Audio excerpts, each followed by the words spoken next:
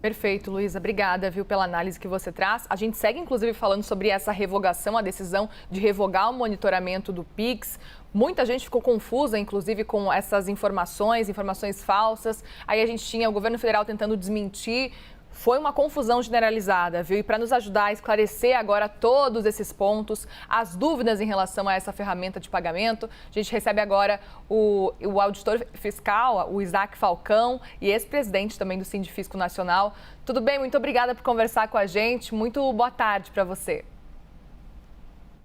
Joia, boa tarde. É uma satisfação para mim estar aqui podendo esclarecer essas questões, né? As pessoas precisam tanto dessas respostas, enfim.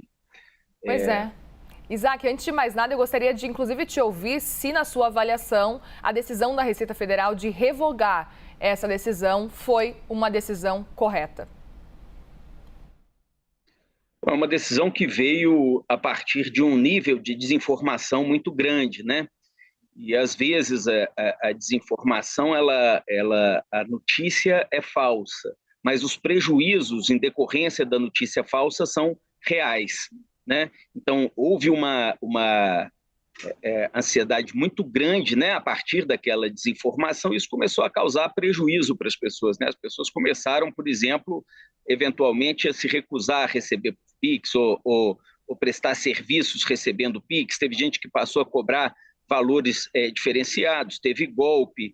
Então, enfim, é preciso que se analise a medida da Receita Federal nesse contexto, né? Claro que para o funcionamento do Estado brasileiro, da Receita Federal, do combate às fraudes, né, à sonegação fiscal, à lavagem de dinheiro, ao crime organizado, seria melhor que a instrução normativa continuasse valendo, né, que ela não fosse revogada. Mas, tendo em vista todo o transtorno que foi causado a partir da onda de desinformação, é que se compreende a revogação do ato pela Receita Federal. Aproveito para te perguntar, então, Isaac, para a gente não ter mais dúvidas com relação a esse cenário. Agora que essa medida foi revogada, aquele cenário de monitoramento de um Pix acima de 5 mil para quem é pessoa física, 15 mil para as empresas, isso não existe mais. O que está valendo a partir de agora, que inclusive é o que está valendo desde sempre, né?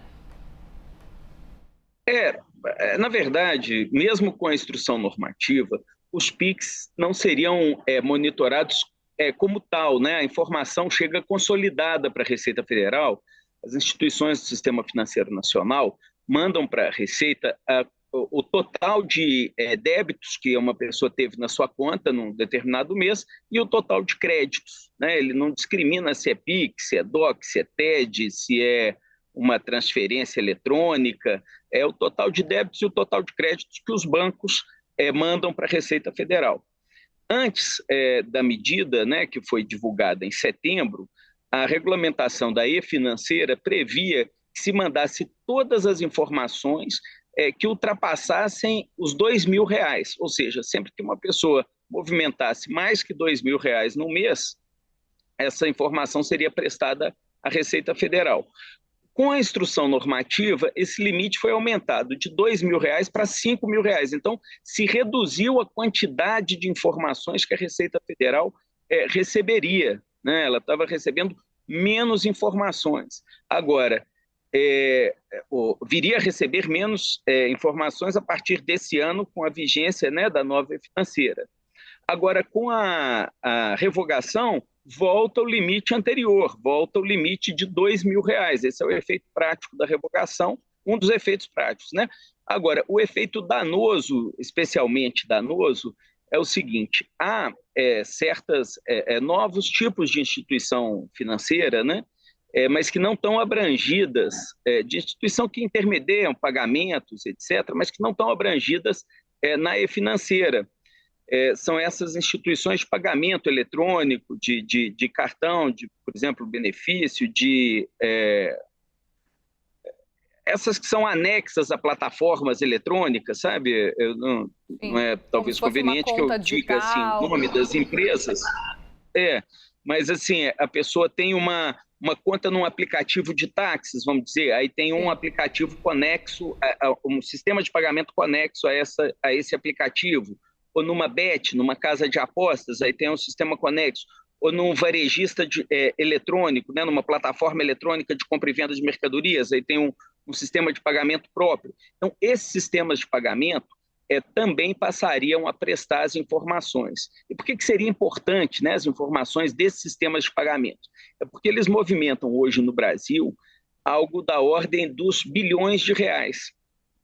Então, qual que é o problema de você ter bilhões de reais circulando sem que as autoridades públicas tenham acesso a isso? Vamos supor, se alguém hoje for contratar um assassino profissional, para citar um exemplo, essa pessoa não vai usar o sistema dos bancos comerciais, porque nesse sistema a Receita Federal recebe as informações consolidadas dos pagamentos, né? Ela vai usar uma dessas instituições mais modernas, por exemplo, as fintechs e tal, que estariam obrigadas agora a passar as informações para a Receita Federal e não estarão mais obrigadas com a revogação da portaria. Então, esse é o efeito danoso, né, que as notícias falsas causaram e que prejudicará sensivelmente o combate ao crime organizado e à lavagem de dinheiro. Pois é, que era o grande foco dessas medidas no fim das contas, né? E que acabaram deturpadas diante de tantas mentiras e quantas notícias falsas, inclusive. Queria te ouvir também, Isaac, com relação a uma questão que foi disseminada e que gerou muito pânico, que é uma questão envolvendo o imposto de renda. As pessoas falaram que a partir desse monitoramento que aconteceria, existiria um controle se você, por exemplo, declarasse tal valor, mas estivesse, enfim, no monitoramento um valor movimentado diferente, a Receita, enfim, iria atrás no caso da pessoa. Esse era um dos pontos que era levantado nas redes sociais, por exemplo. Queria te ouvir com relação a esse ponto. Há uma confusão muito grande entre movimentação financeira e renda. São coisas diferentes. Uma pessoa pode ter movimentação financeira sem ter renda. Por exemplo, se eu organizo um churrasco e as pessoas depositam dinheiro na minha conta, eu tenho uma movimentação financeira, mas eu não tenho uma renda, né? Uma pessoa que, por exemplo, recebe dinheiro como empréstimo, depois ela vai pagar esse empréstimo, ela teve uma movimentação financeira, mas não teve uma renda. Ou alguém que presta serviços, mas ela compra os materiais que são necessários à prestação de serviços dela. Vamos pensar, um marceneiro, ele recebe um dinheiro para comprar materiais para fazer um móvel que ele foi encomendado para ele, né? Então ele compra aqueles materiais e, além disso, recebe também alguma remuneração. A remuneração é uma renda dele. Enfim, as pessoas começaram a entender, nessa onda de desinformação, que a Receita veria qualquer movimentação financeira como se fosse renda e passaria a cobrar imposto de renda de qualquer pessoa que movimentasse qualquer valor. Isso é uma ideia absurda, né? A Receita Federal, ela sabe discernir o que é renda do que não é, né? Há aquelas situações, é claro, em que sobra alguma dúvida, né? E aí a Receita vai fazer uma apuração, vai fazer uma fiscalização para descobrir qual que é a realidade daquele fato, né?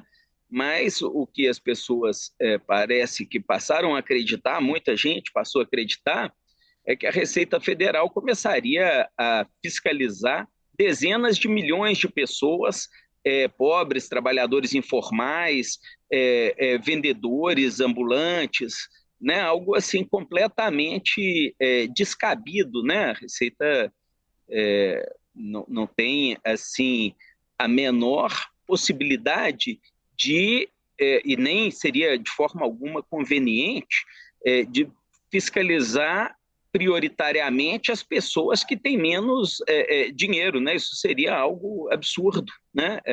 A ideia de uma instituição arrecadadora de tributos é que ela otimize os seus esforços, né? E é claro que, para isso, ela leva em consideração inúmeras informações, entre elas a informação de movimentação financeira. Perfeito, nós conversamos com Isaac Falcão, auditor fiscal, ex-presidente do Sindifisco Nacional. Muitíssimo obrigada, viu, mais uma vez, pela presença, pela participação aqui com a gente no Agora CNN. Obrigado, disponha sempre. Um abraço a todos. Obrigada, bom trabalho por aí, bom fim de semana também.